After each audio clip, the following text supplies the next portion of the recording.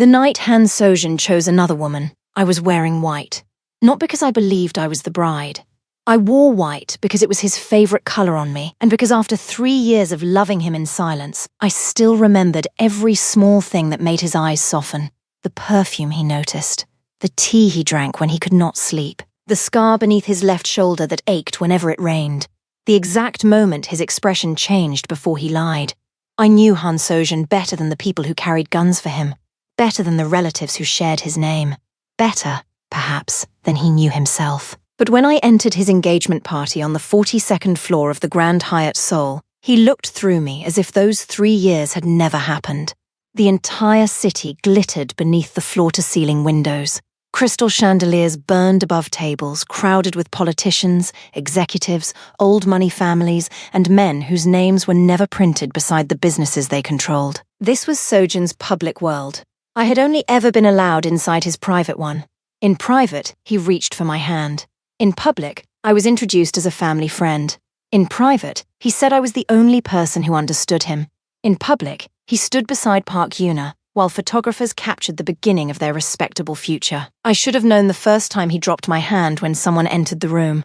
I should have known the first time he asked me to leave through a side entrance. But love can make secrecy feel sacred when it is really just shame wearing softer clothes. 3 weeks before the party, Sojin had called me at 2 in the morning. "Come to the penthouse," he said. "There is something you should hear from me." When I arrived, he was standing beside the windows with his back to the city. He did not kiss me.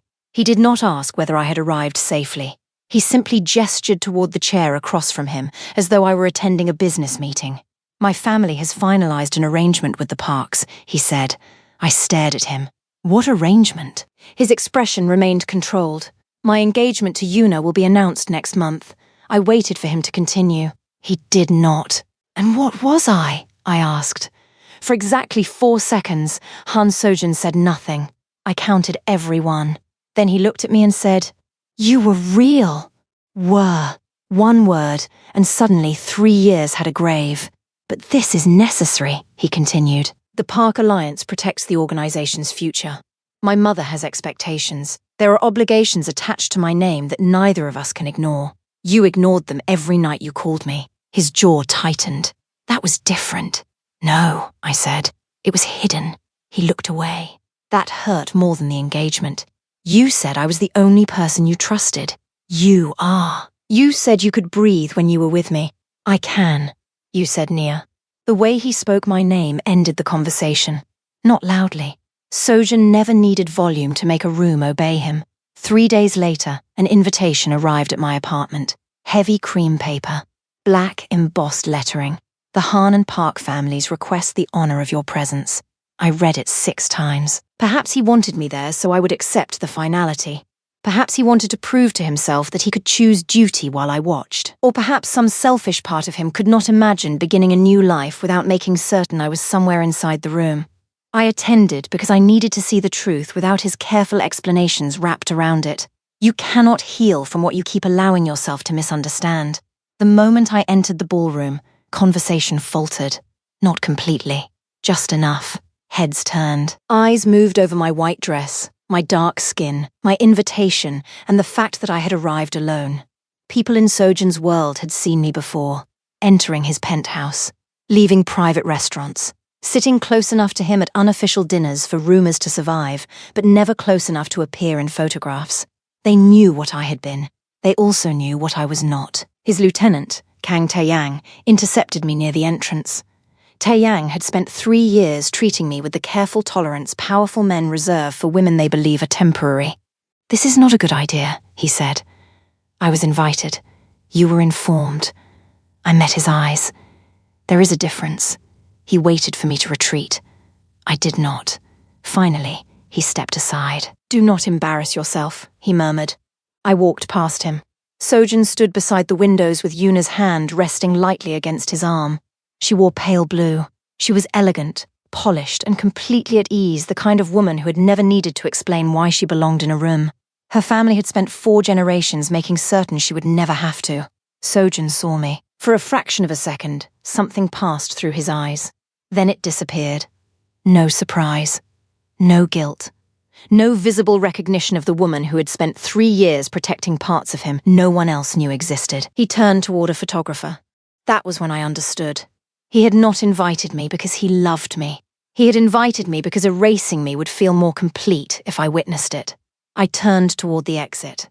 Madame Hans stepped into my path. Sojun's mother was 63, immaculate and rigid, with a voice sharpened by decades of never being challenged. "I do not know what you imagined you were to my son," she said. Her voice was loud enough for the nearest guests to hear. Several conversations stopped. I remained still. "But you should understand something before you leave. Women like you often mistake the attention of a powerful man for a permanent decision. Women like me." She left the meaning hanging between us so no one could accuse her of saying it plainly. "Sojun has responsibilities," she continued, "to his family, to his bloodline, to a legacy that existed long before you entered his life." I looked toward him.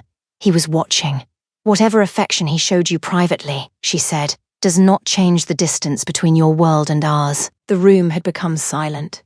Not because anyone intended to defend me, because humiliation is entertainment when it happens to someone a room has already decided does not belong. "You should be grateful he told you himself," Madame Hahn said. "A man in his position could have simply disappeared." "Mother." Sojun's voice came from behind her. For one foolish second, hope moved inside me. He approached slowly and stopped at his mother's side. He did not stand beside me. He did not ask her to apologize. He did not tell the room that I had spent 3 years holding together pieces of his empire none of them knew had ever been in danger. He looked at me with the same expression he used when ending a negotiation. "You should go," he said. "This is not a place for you." The first laugh came from somewhere behind Taeyang. Soft. Then another voice. She actually came wearing white. A woman near the second table whispered, "Maybe she thought he would change his mind." Someone else answered, "He kept her because she was convenient." Taeyang did not lower his voice. 3 years following a man who never chose her. I looked at Sojun. He heard them. He let them continue. That was the moment the love ended. Not when he became engaged. Not when his mother insulted me. It ended when he saw me standing alone in a room full of people enjoying my pain and decided his silence was worth more than my dignity. I did not cry. I have never cried in front of people who would consider my tears proof that they had measured me correctly. I looked at Madame Han, then Taeyang, then Yuna. Finally, I looked at Sojun. "Enjoy your evening," I said. I walked out with my shoulders straight. The elevator descended 42 floors in complete silence. At the 20th floor, my knees began to shake. At the 12th, I placed one hand against the wall. At the 5th, I closed my eyes and heard my father's voice from years earlier. "Never make permanent decisions while someone else is enjoying your humiliation." When the doors opened, I stepped into the lobby. I did not look back. But before leaving the hotel, I made myself one promise. Every person in that room will remember tonight. Not as a threat. As a commitment to the woman I would become next. Because the people upstairs did not know what I had done for Han Sojun.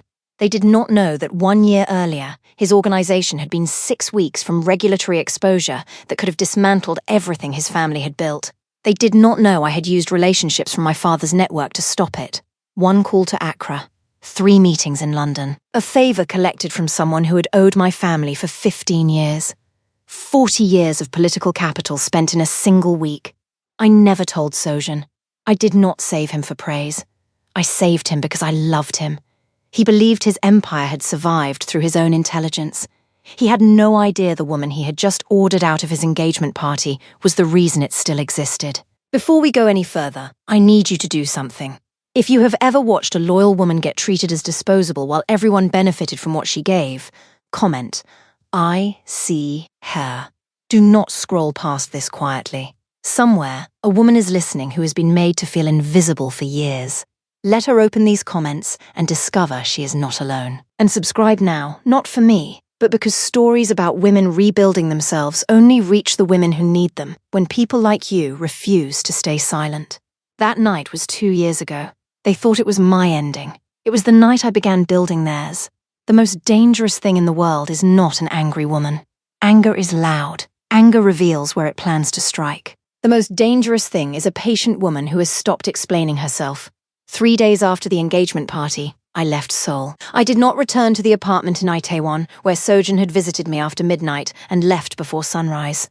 I went home.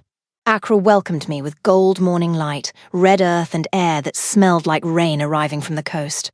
My father found me sitting alone on the veranda on my third morning. Charles Osei was 71 and had spent 4 decades building relationships across governments, banks, ports, development institutions, and private capital networks on 3 continents.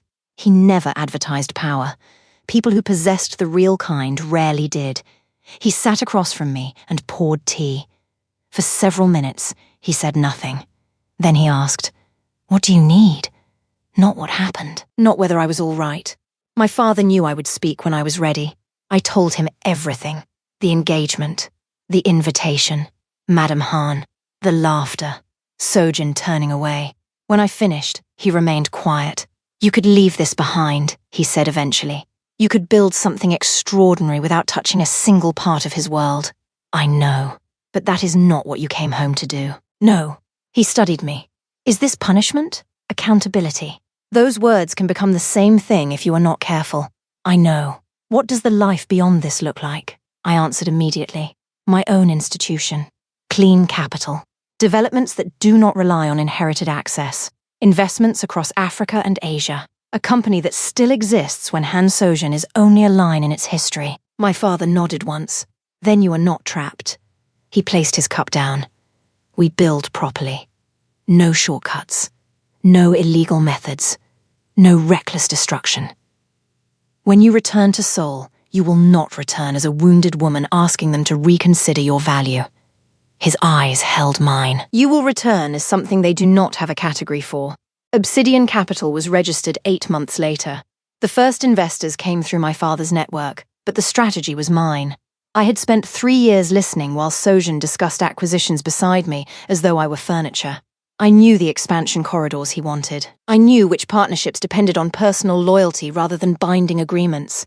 I knew which properties his organization needed to control before approaching certain international institutions. Most importantly, I knew what he underestimated. Visibility. Han Sojin believed power always announced itself. Black cars. Armed men. Family names engraved on buildings. He did not understand power that moved quietly through holding companies, investment committees, and relationships older than his organization's most valuable division. For 14 months, Obsidian Capital acquired everything his team intended to approach next. A Mapo development parcel, a logistics stake in Incheon, commercial property in Hannam, a hospitality consortium he believed was still undecided. One by one, doors began closing before his people arrived.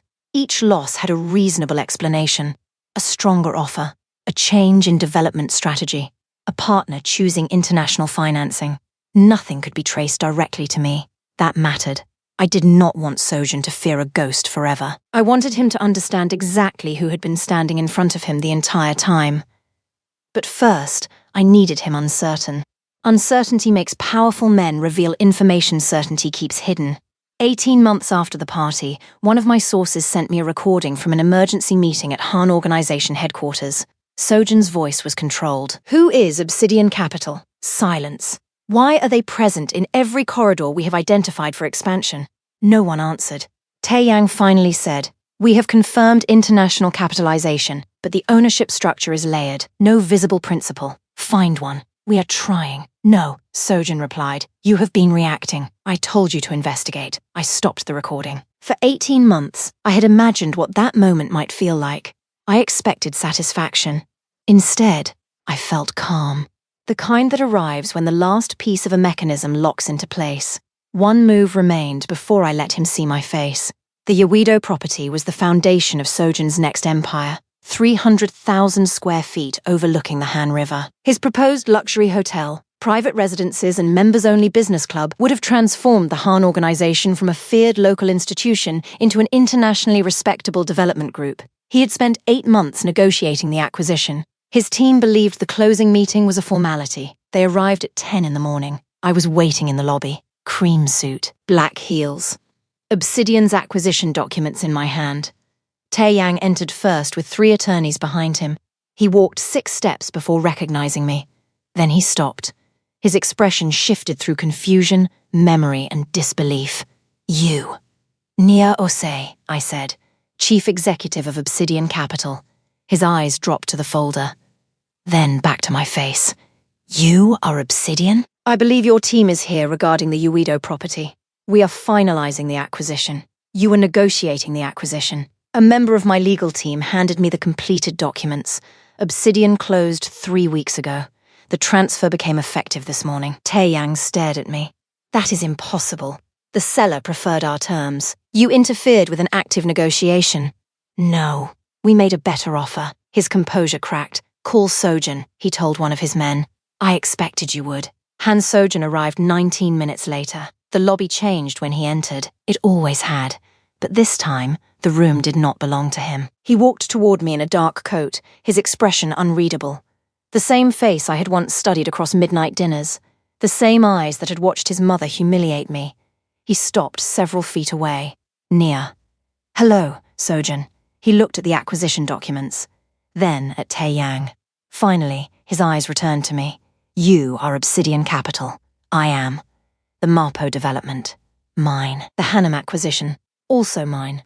The Gangnam partnership that withdrew in March. I advised them to reconsider their exposure. His jaw tightened. The Hospitality Consortium? They selected our structure. He stared at me as the pattern completed itself. How long? 14 months of active operations. 18 months of preparation. You did all of this because of me? No. The answer visibly unsettled him. I built Obsidian because of me. Your organization happened to occupy several positions I required. Taeyang stepped forward. You bought one property and think you can stand here as though I turned toward him. He stopped speaking. I remember you, I said. You told me not to embarrass myself. His face hardened. I also remember what you said after Madame Han finished. I was protecting the organization. No. You were entertaining a room. 3 members of my executive team entered from the corridor and took their positions behind me. My attorney, my operations director, my head of acquisitions. No weapons, no raised voices. Only documents powerful enough to make Sojin's armed men irrelevant. Taeyang glanced toward them, then toward Sojin. For the first time since I had known him, he appeared unsure which person in the room possessed the authority to end the conversation. Sojin's eyes remained on me. What do you want? I want you to understand that every deal you lost was not bad luck. I stepped closer. Every partner who withdrew. Every property sold before your team arrived. Every territory already occupied when you attempted to expand. I paused. That was me. He searched my face for grief, for anger, for the woman who once waited for his calls. She was gone.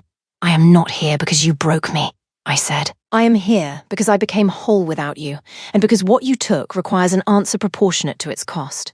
I handed the acquisition folder to my attorney. Obsidian will contact your legal team regarding our continued presence in the development corridors your organization requires. I picked up my bag. They should rest today. Beginning tomorrow, they will be very busy. I walked toward the elevator. Behind me, Taeyang began speaking urgently. Sojin said nothing. The doors closed. 2 years earlier, I had leaned against that elevator wall because I could barely remain standing. This time, I stood in the center. When the doors opened, I called my operations director. Begin the reconciliation phase. Sojin called that evening. I did not answer. He called again and again. On the 4th attempt, I accepted. I need to see you, he said. I know. We met at a private restaurant in Cheongdam-dong. He chose it because he believed it was neutral territory. There is no neutral territory when one person needs something the other controls. He stood when I approached. For a moment, I remembered the man I had loved. Not with longing, with accuracy. He had been gentle in private. That was what made his cruelty in public so efficient. He sat across from me. I made a mistake, he said. Yes.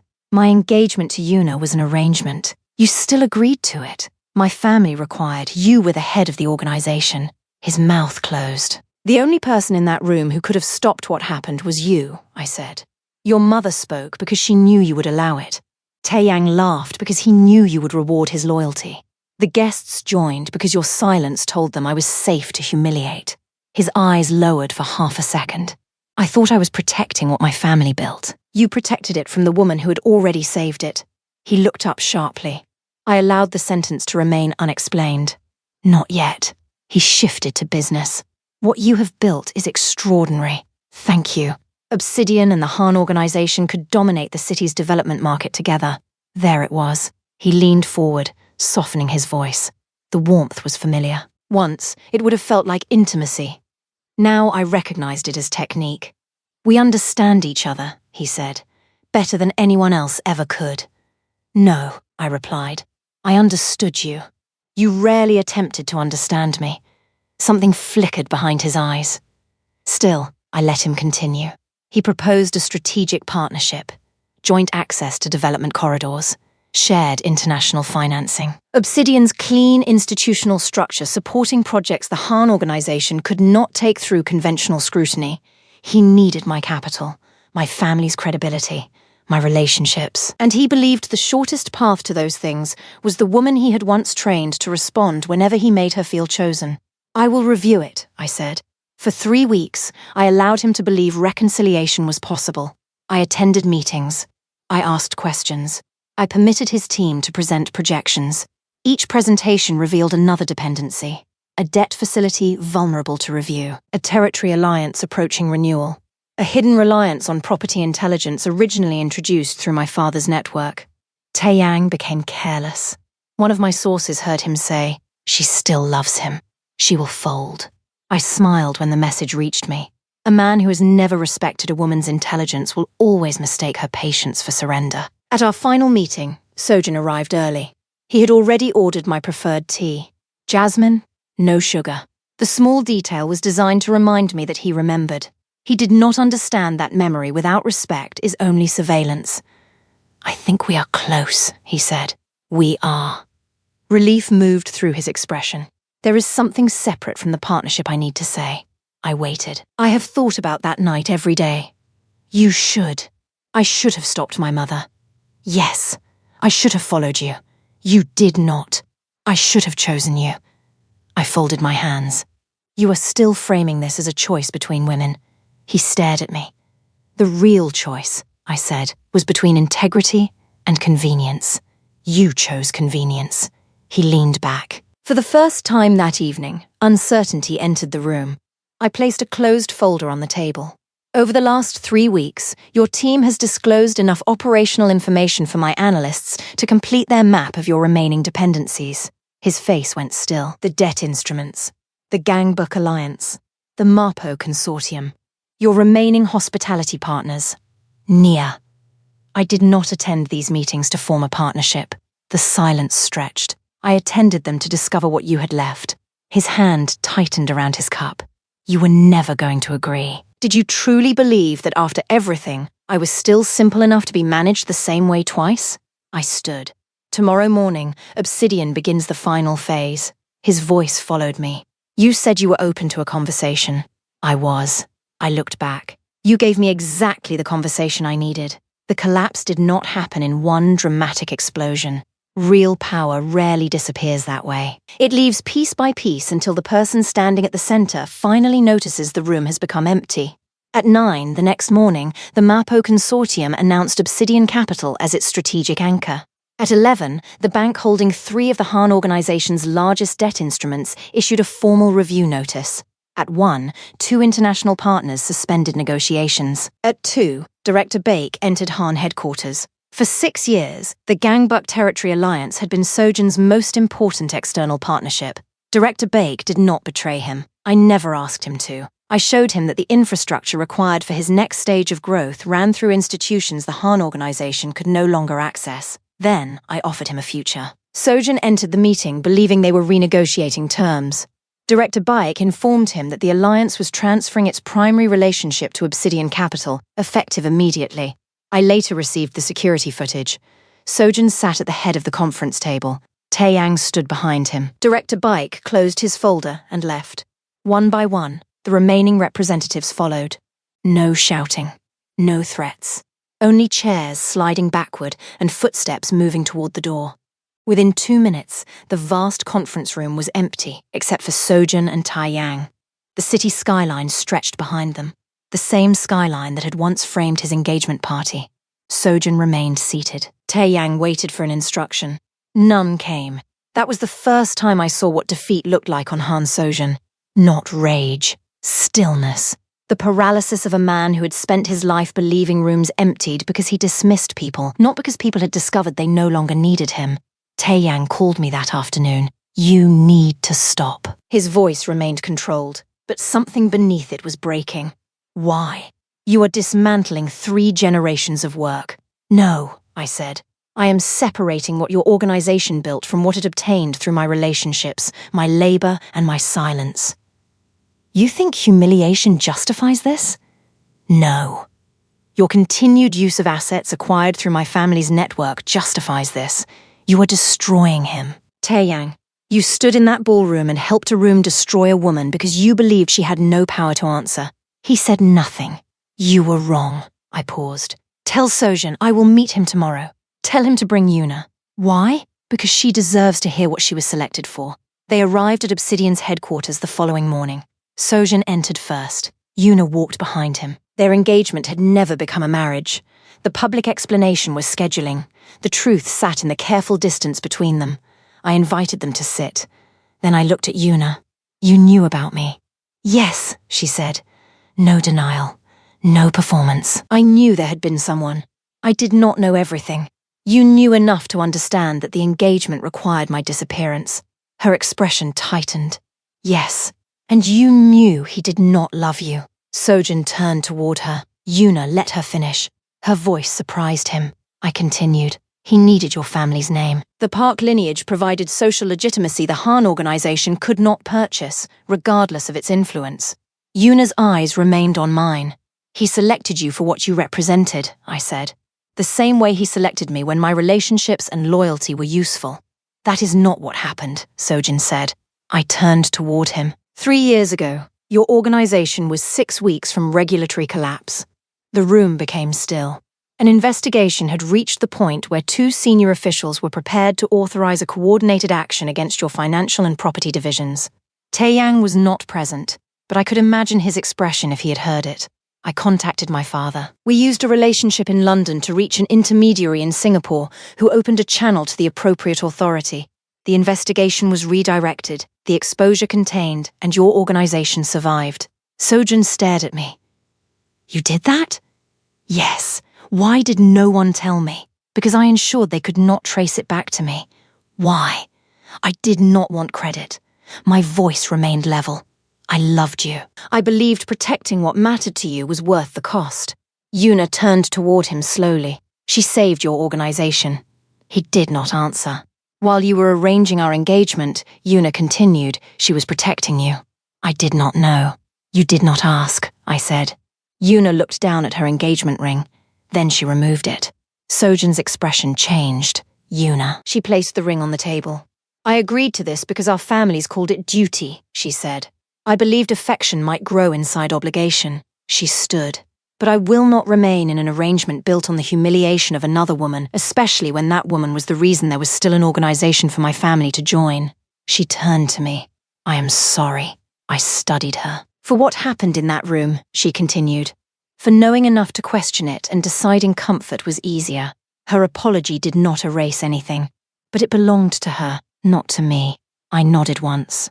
Yuna walked out. Sojin did not stop her. When the door closed, he reached across the table. The movement was instinctive. 3 years of muscle memory trying to locate my hand. I moved it before he could touch me. Nia, what happens next cannot be stopped. I did not know what you had done. You knew what I had given. He flinched. You knew I gave you 3 years. You knew I stood beside you when no one else could reach you. You knew I protected your secrets, strengthened your negotiations, and used relationships you never bothered to ask about.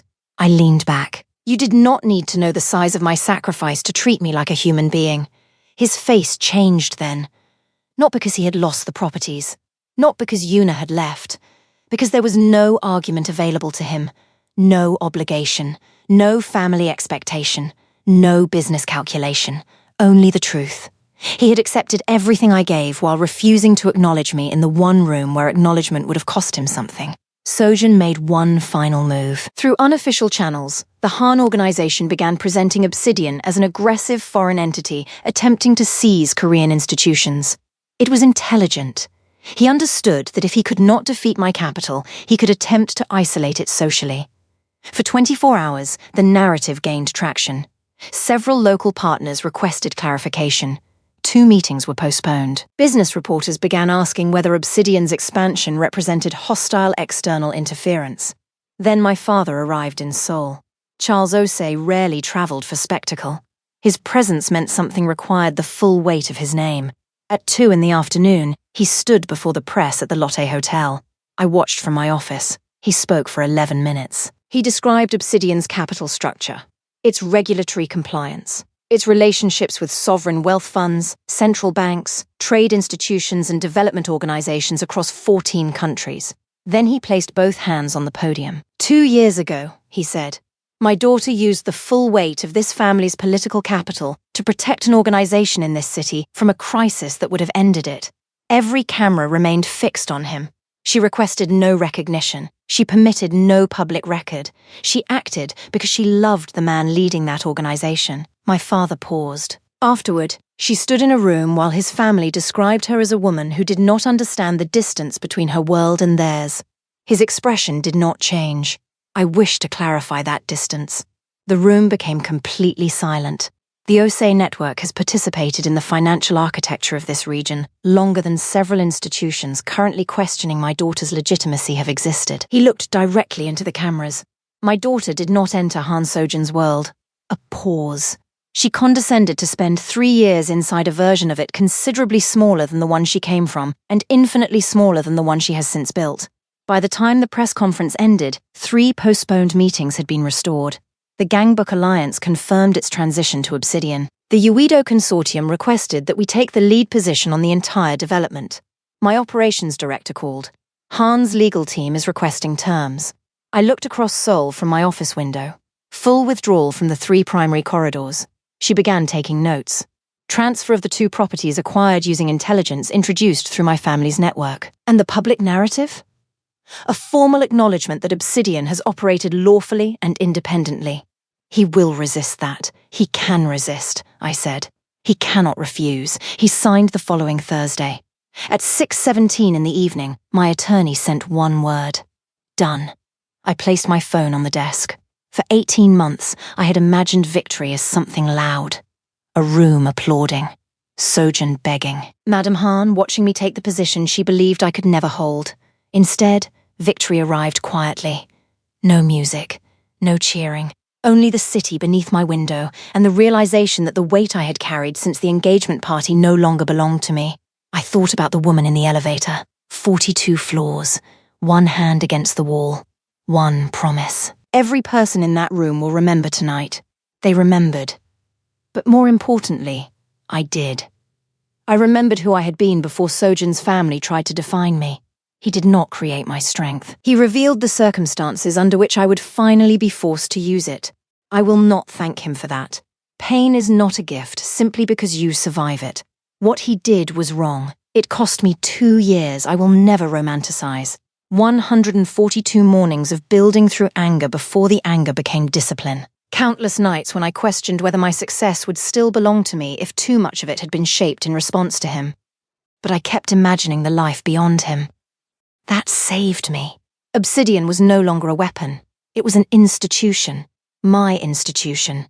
The Regional Investment Summit would take place in November inside a building that had once been first on Sojin's expansion list. The Saturday Education Fund I created would provide training and capital to immigrant women building businesses in Seoul.